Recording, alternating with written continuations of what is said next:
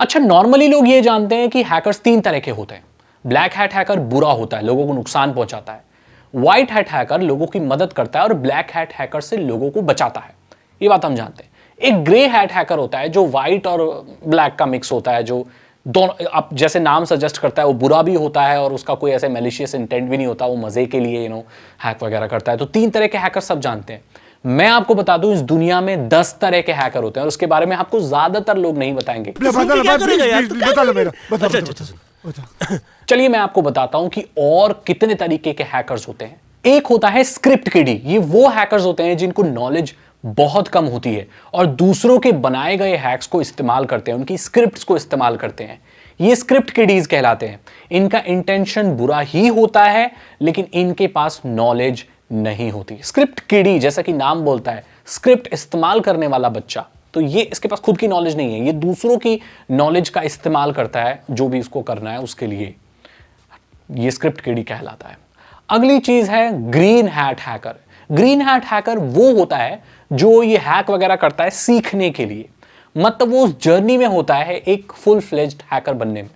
इसका इंटेंशन अच्छा बुरा दोनों हो सकता है लेकिन इसके ये एक जर्नी में होता है। जैसे कोई सीख रहा है तो वो स्क्रिप्ट किडी की कैटेगरी में ही है लेकिन वो कुछ नुकसान नहीं पहुंचा रहा है, या पहुंचा भी सकता है, लेकिन जो सीखने की जर्नी में जो है उसे ग्रीन हैट हैकर कहा जाता है। क्या आपको पता है कि ब्लू हैट हैकर भी होते हैं? ये वो हैकर्स होते हैं जो स्क्रिप्ट किडीज जैसे ही होते हैं लेकिन इनका जो मेन उद्देश्य होता है वो अपने फेलो, मतलब जो भी लोग हैं, ग्रुप हैं, जो फेलो हैं उनके, उनमें पॉपुलर होना, मतलब ये खुद का नाम बढ़ा देना चाहते हैं। ऐसा होना चाहते हैं कि भाई मैं ही सबसे तेज हूं अपने ग्रुप में। ये ग्रुप हैकर्स का ग्रुप हो सकता है या किसी और का ग्रुप भी हो सकता है। तो अपने ग्रुप में पॉपुलर होने के लिए जो इस तरह की चीजें करते हैं वो ब्लू हैट हैकर कहलाते हैं। अगले हैकर्स होते हैं रेड हैट हैकर्स। ये व्हाइट हैट हैकर से बहुत सिमिलर होते हैं। इनका इंटेंशन लोगों को ब्लैक हैट हैकर से बचाना ही होता है लेकिन ये बहुत रूथलेस होते हैं। ये बचाते तो हैं लेकिन वो सिस्टम की परवाह नहीं करते। वो ये, इनको ईगल आई हैकर्स भी कहा जाता है। ये लोगों को ब्लैक हैट हैकर से बचाने के लिए सिस्टम की देखभाल नहीं करते। चाहे सिस्टम खत्म हो जाए, पूरा सिस्टम फिर से सेटअप करना पड़े, लेकिन ये फिर पीछे पड़ जाते हैं ब्लैक हैट हैकर्स के और उनको अटैक करते हैं और उनको रोकते हैं। सो ये रेड हैट हैकर्स होते हैं। इनको लोग हायर करने से बहुत बचते हैं क्योंकि ये बचा तो देते हैं सिक्योरिटी से, मतलब अपनी तरकीब से, लेकिन जिस चीज को सेव करना है ये उसका ही ध्यान नहीं रखते। कभी कभी वो भी तबाह हो जाती है। तो ये भी होते हैं। अगले जो हैकर्स होते हैं वो हैक्टिविस्ट होते हैं। हैक्टिविस्ट से आपको एनोनिमस ग्रुप का नाम याद आ रहा होगा। जी हाँ, एनोनिमस ग्रुप एक हैक्टिविस्ट का ग्रुप है। ये लोग हैकर्स होते हैं जो किसी एक कॉज के लिए हैकिंग परफॉर्म करते हैं, अटैक्स परफॉर्म करते हैं। कोई भी कॉज हो सकता है, कोई सोशल कॉज हो सकता है या कोई मॉरल से कुछ भी हो सकता, मॉरली कुछ हो सकता है, ऐसी कंट्री से रिलेटेड हो सकता है। अपनी कोई चीज का प्रदर्शन दिखाने के लिए, आपने ना एक्टिविस्ट होते हैं जो धरना वगैरह देते हैं अपनी बात रखने के लिए, जो करते हैं। ऐसे ही साइबर वर्ल्ड में एक्टिविस्ट भी होते हैं जो एक कॉज के लिए हैकिंग करते हैं। ये अच्छा बुरा दोनों हो सकता है लेकिन ज्यादातर देखा गया है हैकिंग कल्चर में ये अच्छा ही होता है उनके मुताबिक। अब बाकी जो समाज कहता है वो अलग बात है, बट फ्रीडम के लिए, ह्यूमन राइट्स के लिए, इन सब चीजों के लिए जो करते हैं वो हैक्टिविस्ट कहलाते हैं। अगले तरीके के हैकर्स होते हैं स्टेट या नेशन बैक्ड हैकर्स। ये हैकर्स कंट्री के हैकर्स होते हैं। आपको पता होगा कि जो चाइना है वो हैकर्स की आर्मी बनाती है, मतलब वो हैकर्स को हायर करती है। रशियन हैकर्स के बारे में भी आपको पता होगा। रशिया में जो हैकर्स हैं वो हायर किए जाते हैं। ये सरकार द्वारा पावर्ड होते हैं और इनका काम होता है दूसरे देशों की जानकारियां इकट्ठा करना। तो ये नेशन बैक्ड या स्टेट बैक्ड हैकर्स होते हैं। इनकी फंडिंग सरकार करती है किसी भी देश की और इनका उद्देश्य बाहरी दूसरे देशों की जानकारियां इकट्ठा करना होता है। तो आपको पता चल गया इस तरीके के हैकर्स भी होते हैं। जब भी आपके दिमाग में हैकर वर्ड आता है तो आप क्या सोचते हो, क्या इमेज आती है, किसकी याद आती है? आप बहुत सारे लोगों के दिमाग में अलग अलग नाम याद आ रहे होंगे। कई लोगों को एनोनिमस याद आ रहे होंगे, कई कुछ याद आ रहे होंगे।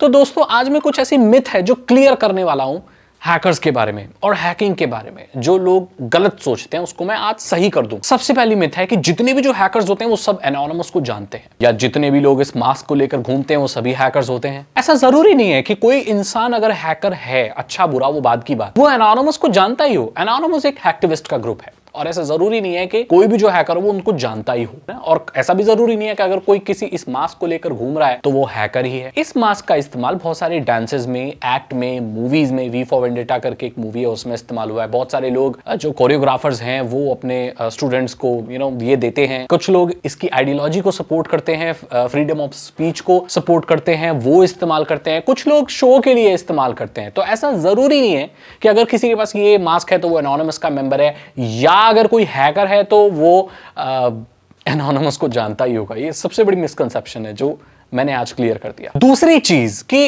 हैकर सिर्फ बड़ी कंपनियों को या बड़े लोगों को ही टारगेट करते हैं, करोड़पति अरबपति लोगों को टारगेट करते हैं ताकि उनसे वो पैसा उठा सके, जबकि सच्चाई ये नहीं है। एक आम इंसान भी हैकर्स द्वारा टारगेट किया जा सकता है और वो बल्क में टारगेट किया जा सकता है। आपको मालूम है कि हैव आई बीन पाउंड करके एक वेबसाइट है जहां पर जाकर अपना ईमेल आईडी आप लिख दें तो ये आपको बता देगा कि कौन से डेटा ब्रीच में आपके अकाउंट्स हैक हुए हैं।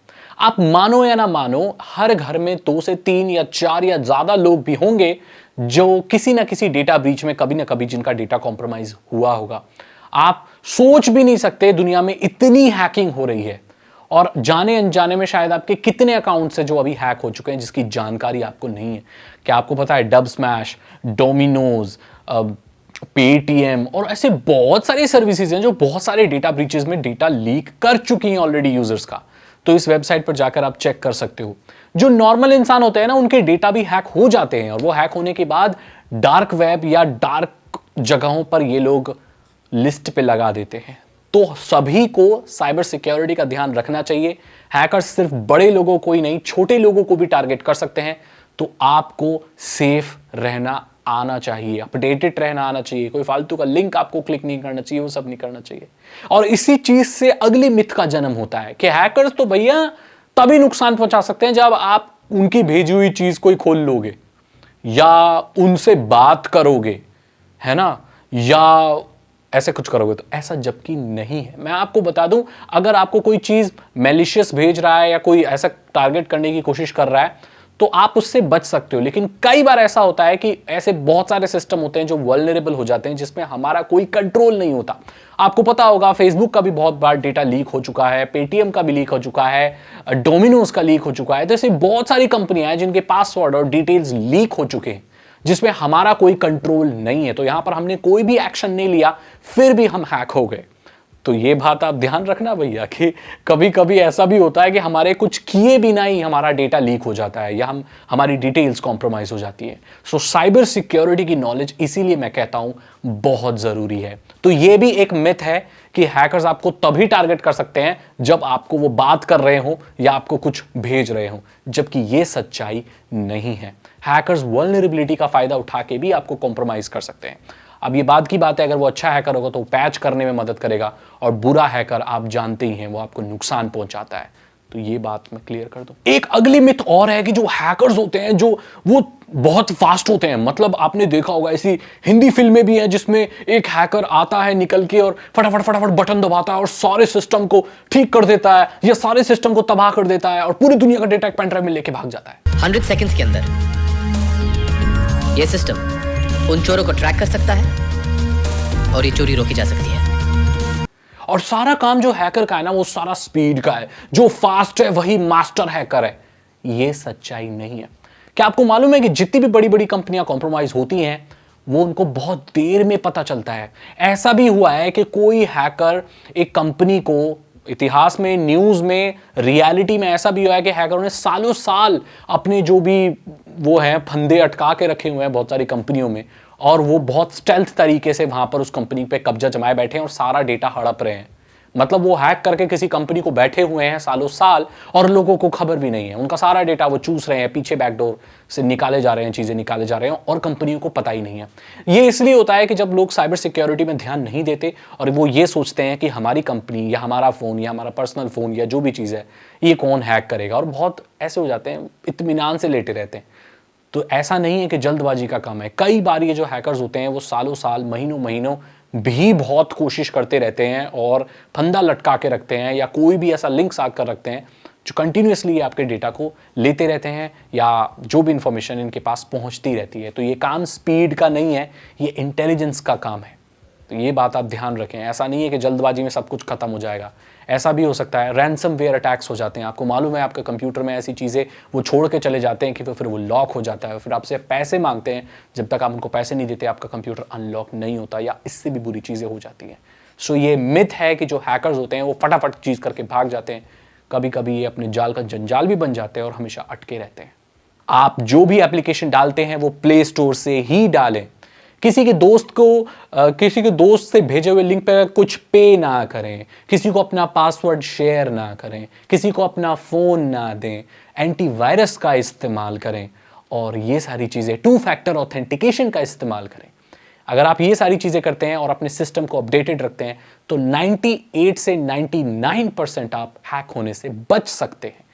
ये बहुत बेसिक चीजें हैं जो लोग नहीं करते और फिर वो पछताते हैं। तो अगर आप इन चीजों को करते हो तो आप सेफ रहोगे, सिक्योर रहोगे और आपको कोई भी हैक नहीं कर पाएगा।